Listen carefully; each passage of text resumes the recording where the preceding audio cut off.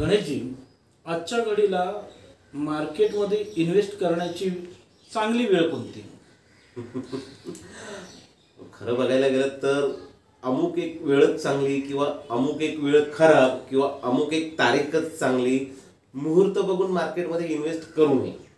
ज्या वेळेस तुमच्याकडे पैसा आहे आणि तुम्ही इन्व्हेस्ट करता ही तुमच्यासाठी चांगली वेळ आहे.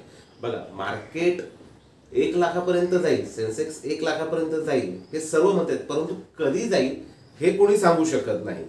मग तुम्ही ती वेळ बघत बसणार आहात का?